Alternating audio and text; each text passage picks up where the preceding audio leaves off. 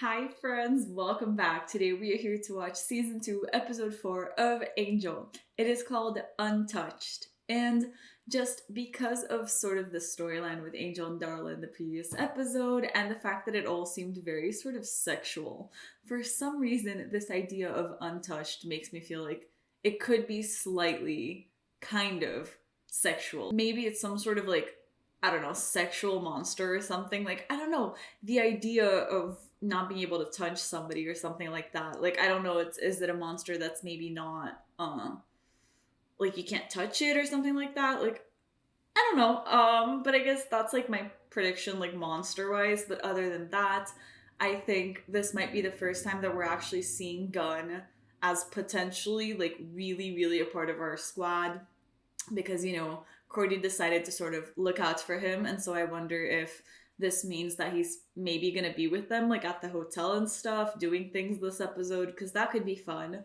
So I hope that he's involved in the case, and as always, I hope we get to see Kate. So yeah, I think those are the predictions slash expectations slash dreams. And I just hope we get to see more Darla, because whenever we see her, I am just thriving. I also want to know what's happening with Angel's sort of like consistent dreams about Darla. Like, what's that about? I don't know, but I'm curious to find out. So we should go ahead into the episode. I thank you all so much for watching this with me, and let's do it.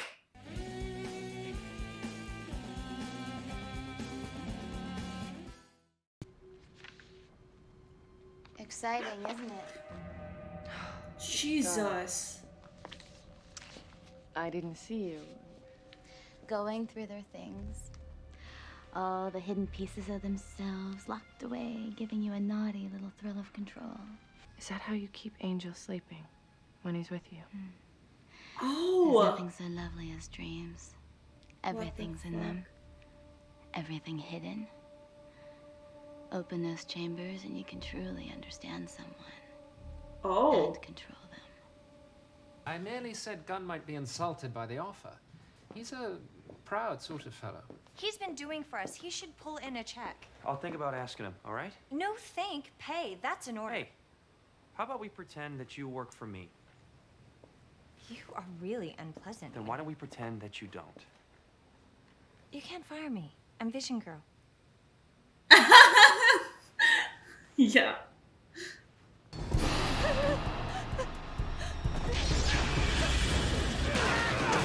Oh shit, ma'am. Is she a witch? Hello? Hello? I dig that shit. I love it. Okay. Wait, I can't remember if her name is Lila or Layla. I think it was Lila, right? I'm gonna stick to Lila. She and not Drusilla. Oh my god, my mind, sweetie. She and Darla had so much chemistry right now. This was some serious, like, non-straight scene right there. That definitely had a sexual subtext to that scene. I'm just saying. I love how much Cordelia has changed, and I just want to stop here and process that for a second, because the fact that she is the one who really, really wants Gunn to get paid is kind of amazing. Because in the beginning of the show, she was all about, like, we need to get the money and we need to ask people for the money. Like, she was sort of all about, like, pretending like she was doing this for the money. And now the fact that, like, she wants to be able to pay him, she doesn't want to, like, I don't know, make her salary higher and stuff like that, just shows that she's really growing, that she's such an amazing person, and I love it. I just wanted to point that out. You want to think about keeping the tourists off my crime scene? But I'm out of ice 3 weeks. I've seen enough amateur night crap to fill a mini-series. So you want to pretend that's not a Cub Scout uniform and tell me about dead people? Well, Detective, what happened is we had to scrape them off the wall. The guys got pinned by a 2-ton dumpster. I'm going. Hold on a second. Holy shit, man. I told you. I tried to tell you. please Shit, wait. she...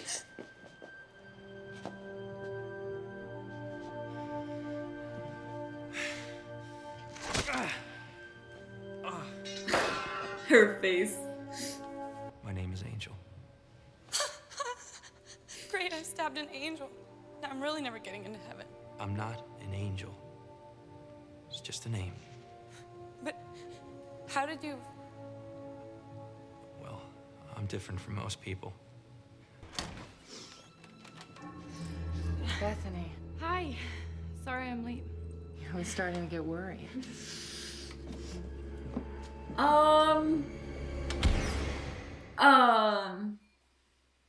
Okay, plot twist. See, you have no idea. You're special, Bethany. In the old, non-retarded sense of the word. You think I tour high schools across America saying, look me up to everyone I meet? You have power about you. Other people are gonna start to know that. Okay. Stop moving. I'm not. Well, then stop breathing. I don't breathe. Then stop flexing your manly boob muscles or whatever. That's an ugly-looking wound. Doesn't feel pretty either. We should definitely approach this girl with caution. She's just a girl. Just a girl that could kill your ass by blinking. She needs help. She's out of control. She's just lost. What do we know about telekinesis? That's pretty much it. The power of moving. I know who knows about telekinesis. I'm better with demons, really. Time to broaden your horizons. Time to call somebody. You call, Miss Willow. I come. I'm going to bed. It's been a long day. You've been up for 3 hours. Jesus. Cordelia, find the girl. They have to notice something is wrong with him in regards to like sleeping schedule, right? And it has to be affecting his healing process because I don't think we ever see him get hurt like this. Why is she smiling? That's so disturbingly creepy.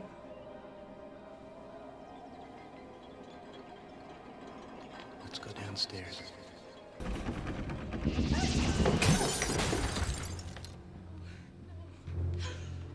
Oh my god. I'm She so kind of sorry. deserved it. I'm sorry. Don't go. Oh. She's not freaked out by the fact that her friend was just staring at her sleep. Please tell me that's not, you know who and you know who. Okay.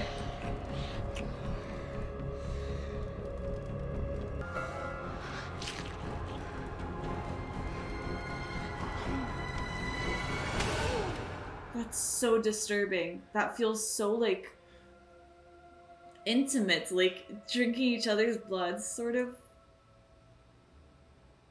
This is, Wesley and Cordelia.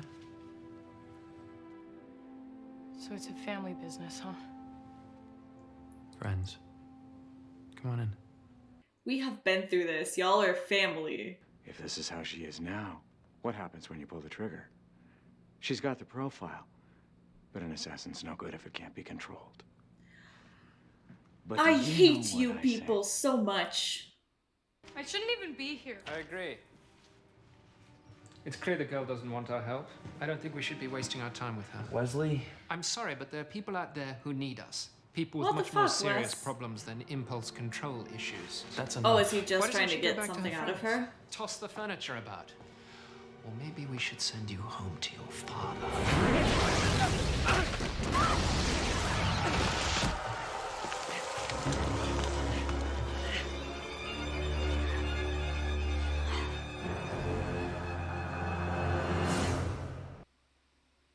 The sort of trauma that can produce this level of psychic power usually involves abuse of some kind, very early on. You'd mentioned a sexual vibe. She made that crack about family business. Statistically speaking, the father was the best guess. There's not enough yuck in the world. Oh my How god. is she? Settling. You're gone. You can't fire Wesley. I'll quit too. Unless you're firm. I'm not firing anyone. I understand. My being here won't exactly help her to feel trusting. I've done stuff. I can make you happy. You wouldn't like me when I'm happy. Come on, It doesn't mean anything. Said stop. get off me! Shit. Two You completely want to make love, unstable but you don't want to people. be touched? Not a good. Make love? What are you, from the 18th century?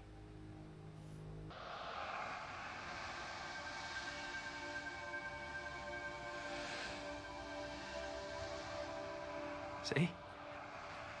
Oh god, she's so gonna choke him. Oh. Never mind, we're good. Nice look. Somewhere in that moment of panic, a decision got made, and I don't want something like that to happen to my friends.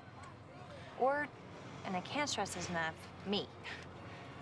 No matter what, sex complicates the equation. Even more than you think. I get it. Take the wheel. Oh my god, Angel. Closer!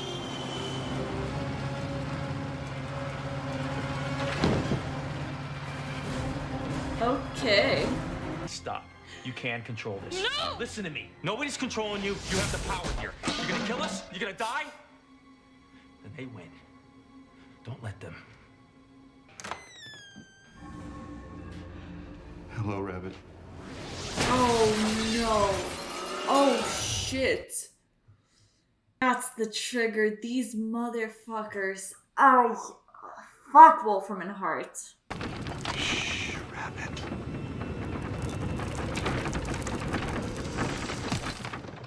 Bethany!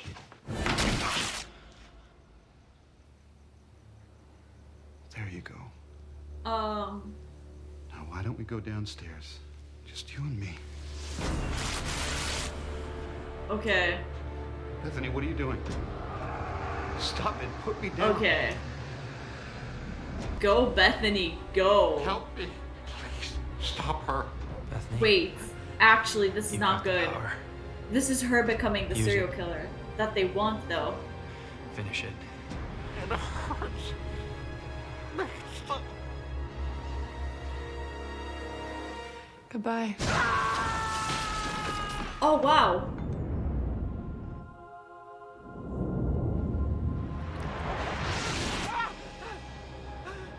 Good. I'm glad she didn't kill him, actually.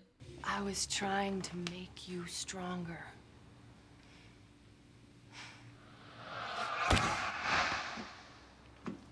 Good job. Yeah, I mean, it worked. Bethany, wait. You could have been someone important. You gotta learn to lose, sweetie. Did I mention you're not invited in? Don't try to find me, Lila. Looks like you're gonna have to find someone else's brain to play with. He's so happy, Yeah, and I you kind have of love someone it. in mind. Good night, Lila. Okay, let's talk a little bit about this episode. I think this was one of the most fascinating, like, characters that Angel has had to, like, help so far. Because she really is freaking powerful. And it's like, I am not 100% sure I trust her in regards to being, like, a super nice girl. Which is interesting, because, you know, she was saying that herself. Everybody just sees her as, like, sort of just nice and innocent and stuff. But the ending right now has made me have my doubts about her, just because she does seem like she learned how to control the power, which is kind of what Wolfram and Hart wanted, and I don't want what Wolfram and Hart wants. So this is not good, because if she can't control her power and she's this powerful, then I'm scared that she will be easily manipulated to join them and use her power for evil. So I'm a little bit worried, because, you know, the end of the episode right now, usually I feel like that's the moment where they sort of say goodbye to the character, like, you know, Angel has helped and that's it. Well, sometimes I guess they leave the ending almost looking like the character is going to come back. Like, I thought we were going to see she again. But right now, this girl, I could definitely see her coming back. And it would be interesting, like, it doesn't have to be right now, but maybe later it would be interesting if we sort of forgot about her. And then, you know, a few episodes later, we see that Wolfram and Hart has actually gotten through to her. Because, I don't know, like, she just seemed very powerful. She seemed interesting. And she seemed like there could be more to explore with that character, with that story. And I'm interested, like, you know, in the final, like, when she was, fighting against her father, I thought it was interesting because Angel seemed to be wanting her to kill the father, if I understood that correctly.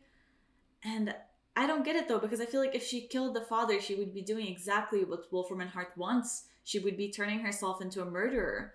And of course, the guy was a dick. Don't get me wrong. I wanted to kill him myself, but I'm scared that would mean bad things for her. That would just, not be good for her, like mentally, emotionally, and all those things. So I got curious as to why Angel took that approach. But I'm glad she didn't kill him. I think it was a little bit sketchy because I didn't know if she was letting him out, like, I don't know. I think she just couldn't do it, which I'm glad because it shows that she still like has a heart and still cares even about people who suck ass. She seems to have like a lot of baggage and a lot of things that she needs to unpack though. Like the scene with her and Angel, where she goes to his bedroom was actually really sad. And I really want her to sort of get some help, so that she can, I feel like the more emotionally healed she is, the better she's going to be able to control her powers and have, just be able to live life in a better and hopefully happier way. So, interesting character. I wonder if we would see her again. I thought it was also an interesting concept that Wolfram and Hart would be like trying to sort of create killers, because it's something to sort of approach somebody when they're already a killer and get them to work for you, but it's something else to try and like create a killer. So that I think is already insane, because it shows how far they're gonna go, and it feels like they're gonna go pretty far. I feel like in a way, just saying the thing about creating a killer and stuff reminds me a little bit about The Initiative. It gives me a similar vibe as what we got in The Initiative, even though it's not the same thing. But it also reminds me of the council, the Watchers Council, who we so deeply despise. It's like these people really suck. All these institutions in the show, there is not one that is like okay. Everybody in positions of power kind of suck is what I'm getting from this. I thought it was interesting that we haven't really seen Lindsay, because I think I sort of have a preference. I tend to enjoy Lindsay more, I guess because we had a Lindsay centric episode. Even though this was Lila centric, I mean that like I loved the episode with Lindsay's backstory, and it made me sort of like him. And so I wish we could have focused on him too and what was his plan, because apparently he is doing his own things. But I do understand the need for getting to finally have a Lila-centric episode and get to know a little bit more about her and see that she is just completely insane, really. She'll do anything for Wolfram and Hart, and I don't think that that's like a good thing. And Darla, as always, girl, like this is getting disturbing. I don't understand how Angel doesn't notice that there's something wrong with his dreams. I don't understand how Cordy and Wes, seeing Angel be awake for like 3 hours in a day, don't realize that something is wrong. I feel like they gotta put two and two together and realize that there's something sketchy happening here, and I can't believe that Angel hasn't noticed it. But it's making me so excited for the reveal, for him to finally figure out that like all of this is happening because she's actually there, she's actually alive. So I like that we're like, it's making me frustrated because I want them to just figure it out, because I feel like, come on, like you gotta. But at the same time, I like that it's taking a while, because it just makes me more and more curious for like the reveal, because I think Angel's gonna lose his shit when he sees Darla, and I am here for it. I think he was more happy about making Lila like upset than he was about actually saving the girl.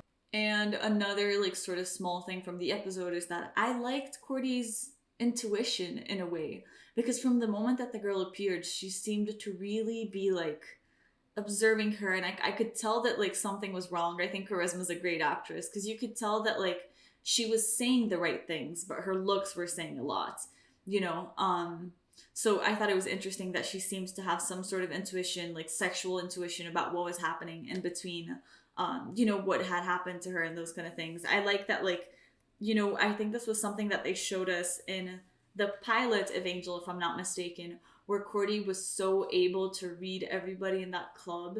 And I really thought that that was something that was going to come back, because it does feel like a big part of her personality is this ability to like be able to read people. So I thought it was interesting that she seems to be doing that again, because it makes me feel like she's sort of always reading people. We just don't necessarily know it. But I like that the moment where she saw something that sort of called her attention, she just went to try and figure out what it was, talked to Wes and stuff like that. It was a little bit weird that Wes was kind of in the background for this episode while Cordy was not, because I feel like usually I kind of see them as a group in the sense of if one of them is going to be in the forefront, both of them are going to be in the forefront. If one of them is going to be in the background, then both of them. But this time it really feels like Cordy stepped up a little bit over Wes, which I guess also happened in the previous episode because she was the one. No, because Wes was still in the forefront in regards to Angel. But anyways, it was interesting that they sort of dropped Wes a little in this episode. Don't know what that was about, but I mean, I still got Cordelia's screen time, so I don't want it to sound like I'm complaining. And we also got to see some of Gunn. I like that he's fine with getting paid, as he should be if you're providing a service. It makes sense. Can be awkward, but it makes sense that he's getting paid. Let's check the name of the next episode, so that we can make some predictions. I don't know why I did that. Okay. Dear boy. I don't know. Dear boy sounds kind of creepy if you ask me. It reminds me of the demon kid from episode 14, season 1, episode 14. Dear boy. I guess we're going to be dealing with some sort of kid, right? Because dear boy, I hope the kid is not possessed or anything like that, because I love kids, but like possession stuff, hell no. So creepy kids are not where it's at. I get really freaked out and I don't love that for me. Thank you all so much for watching. I will see you in the next episode. So bye bye.